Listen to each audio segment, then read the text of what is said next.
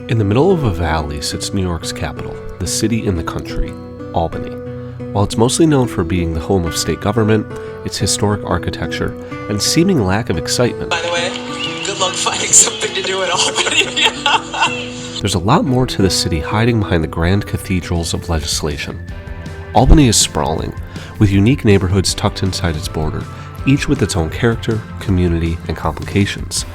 It's a gateway to the Adirondacks, a merging of ethnic communities, a microcosm of upstate culture, and a place that's misunderstood despite how much it's talked about in the news.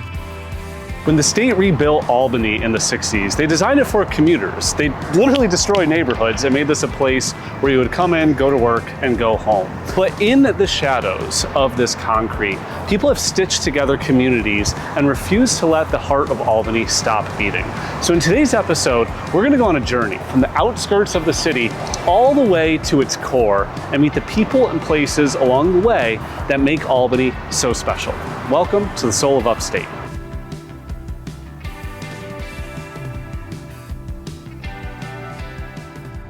Albany is enclosed by a series of highways, with a few main arteries shooting straight to the heart of the city. Our journey starts on the north end, Madison Ave, and we're here to start the day with a great cup of coffee at Iron Coffee Co., a shop with a more rural location that decided to hitch its wagon to the Albany experience.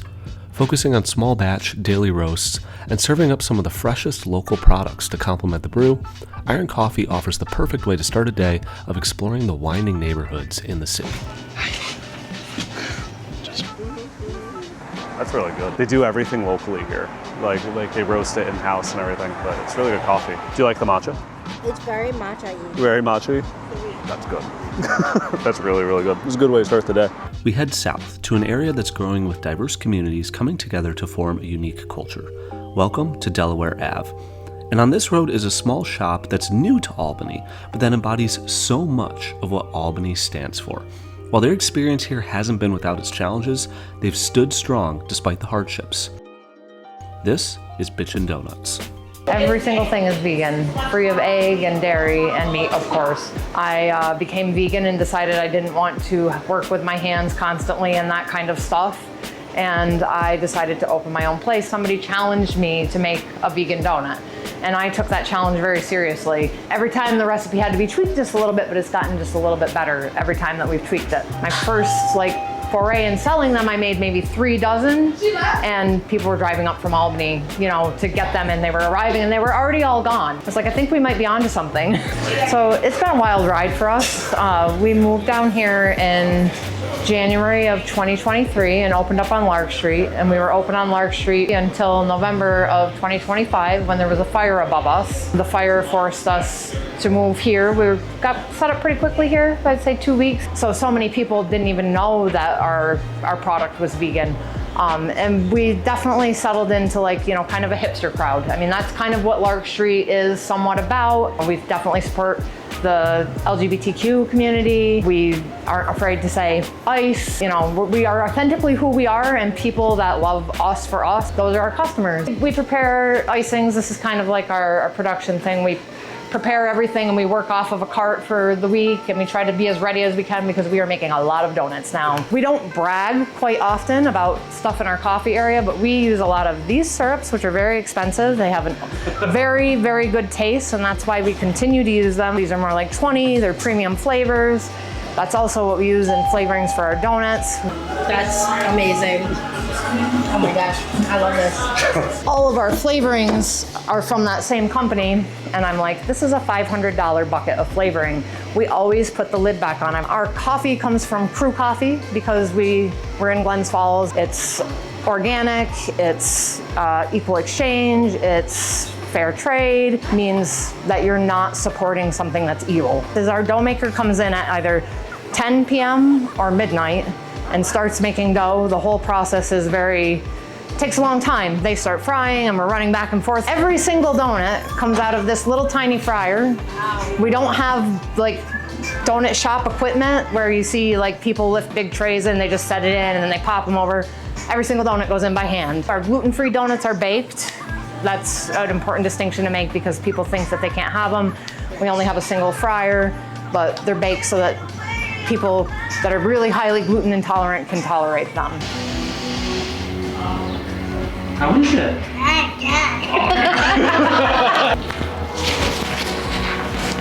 Thank you. Okay, my dad. Oh yeah, you want some too? You want another one, buddy?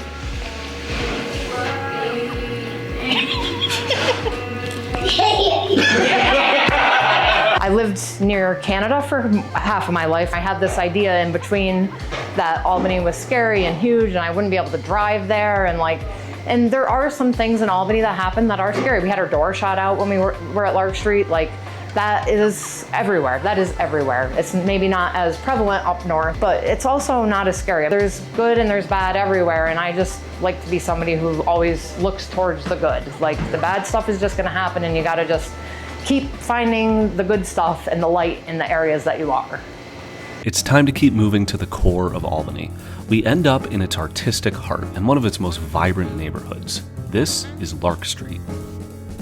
So we're here on Lark Street, which is typically kind of the artistic center of Albany here. A lot of really great food, but it's also another neighborhood that's in flux. There have been some landlords that have let some buildings fall into decay, and you have kind of this tension between the gentrification and becoming a little more upscale and renovating, but keeping the gritty artistic soul of the area. So it's a great representation of where we think Albany's at right now. If you really want to capture the soul of Albany here, you got to at least check out Lark Street. Our mission on Lark Street was to get lunch, and so we chose a local favorite, Tap Asia. And this was a recommendation from Tanya at Bitchin Donuts, so we decided to check it out.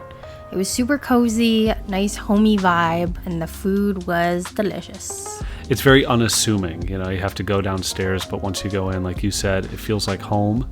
We actually had their chowder for the Chowder Fest one time, and it was so good. Decided to eat a full meal here, and everything was so good. Their buns were juicy. Got the pad see ew with chicken, delicious. I like how it was simple veg, nothing too crazy. And I got the pineapple fried rice, and everything was just cooked to absolute perfection.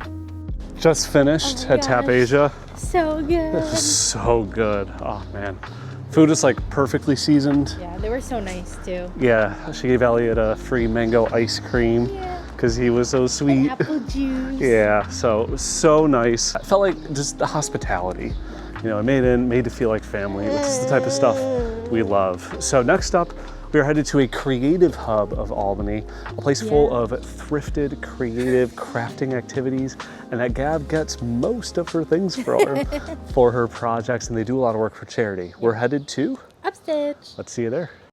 Upstich is one of my favorite spots, and I've been coming here since they were in their old location. It is a secondhand craft store. They sell mostly fabric and sewing supplies. They also teach classes and hold different programs that you can join, and it's a really great spot because you can get your fabric secondhand.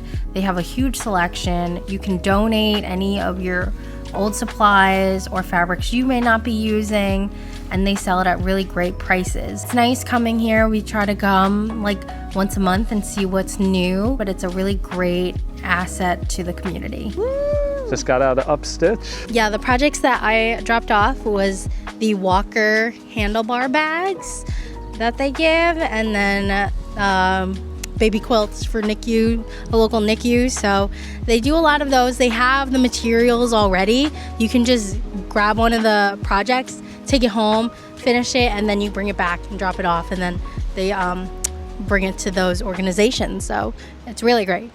We take Central Ave to its end and arrive downtown. And for the first time, this is feeling like a big city. The buildings are vibrant. The historic architecture towers above the neighborhoods. Welcome to Pearl Street. And tucked away on a corner of Pearl Street is an area dedicated to bringing color and life to this part of town. It highlights the beauty and creative soul of the capital region, and it's a place we have a special connection to. This is the Albany Center Gallery.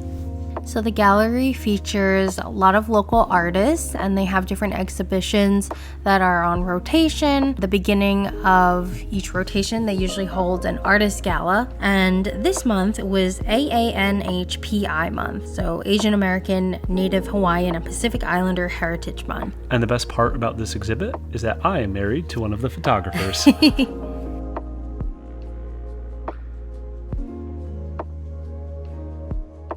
We head 1 block south to Broadway to meet one of Albany's newest business owners, who's also becoming a pioneer in community events and bringing forth the soul of this section of the city. Meet Erica, owner of Fort Orange General Store. So I had always dreamed to own a shop. I have another business, Seriously Spotless, which is green cleaning. So when I saw Fort Orange go for sale, it was kind of a joke between my husband and I. I screenshot it and sent it to him, and I just said, we should buy this. And he was like, yeah, we should. I pick what I sell very purposefully.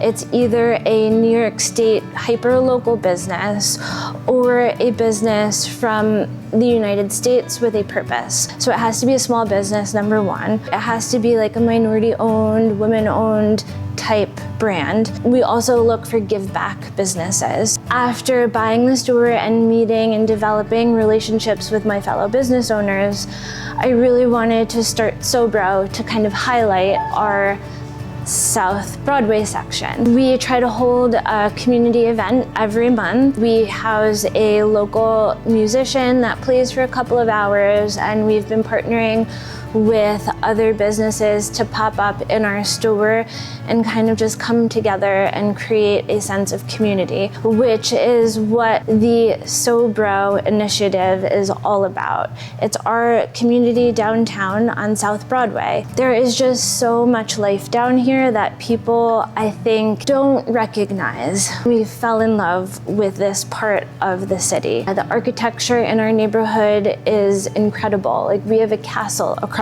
the street that I get to look at every day. People just really care and are here because they want to be here, not because they have to be here. When you ask somebody about Albany, the first answer that people give you is what Albany is lacking and what makes Albany not a great city. And I really want to change that narrative, and that's why SoBro is so important to us, because we have so much life down here. Every day I meet the most inspiring people that really care deeply about our city. That's what we've found people want. They want to be a part of something bigger. And that's what SoBro and Fort Orange is. That's what we're growing it to be. I wish that people knew that our city is made up with people that very much care about Albany. And it's our city's greatest strength, our community, our businesses, our entrepreneurs, our artists, and everybody who makes up the city of Albany.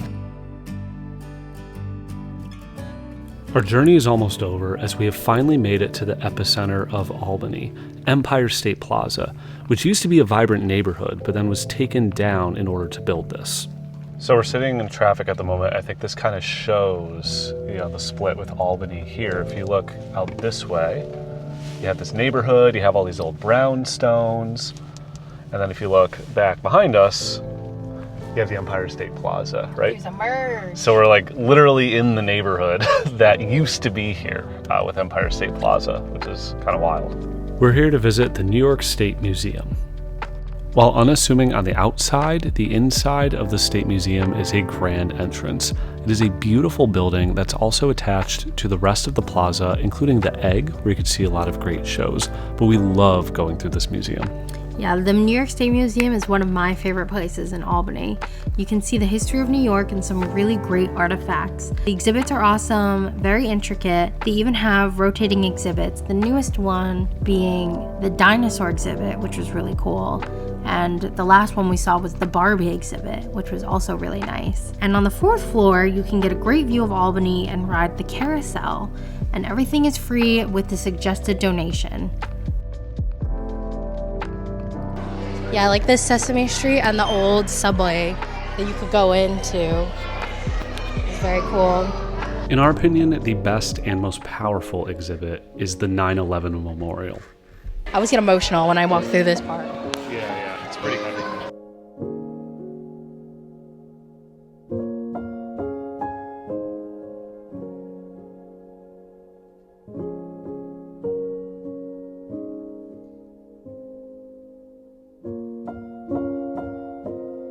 In just 5 seconds, first responders were moving to the scene on 9/11. Communities from all over upstate, including Albany, sent their own first responders down to help. This exhibit is a reminder of the beauty and the strength and the soul of not just upstate, but of all of New York, and what it means to be from this state.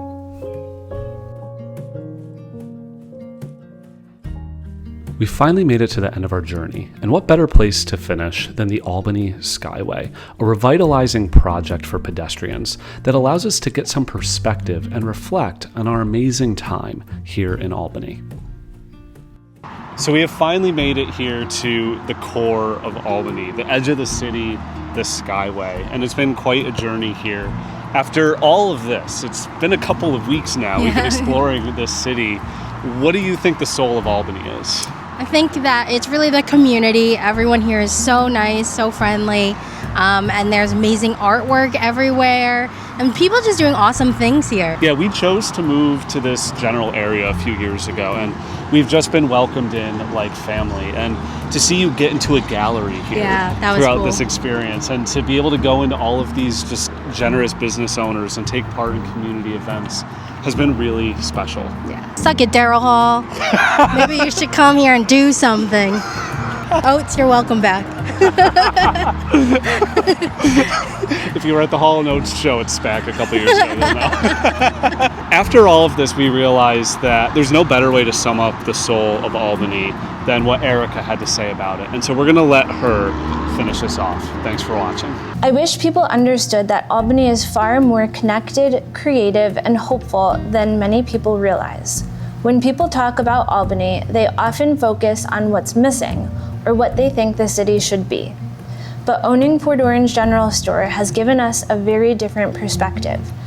Every single day, we get to meet the people who are actively building Albany's future. We meet artists creating beautiful artwork, entrepreneurs taking risks on new ideas, community leaders, musicians, makers, and neighbors who care deeply about this city and want to see it thrive. Albany's greatest asset isn't a building, a development project, or an attraction. It's the people. People are looking for connection. They want places that feel authentic. They want to support local businesses and be part of something bigger than themselves. Albany has an incredible history, but what excites us the most is what's happening right now. There are people throughout this city choosing to build, create, collaborate, and invest in their community. I think if more people could see the Albany that we see every day through Port Orange General Store, they'd understand that this city's story isn't about decline or what it's lacking. It's about possibility, momentum, and the people who continue to show up and believe in it.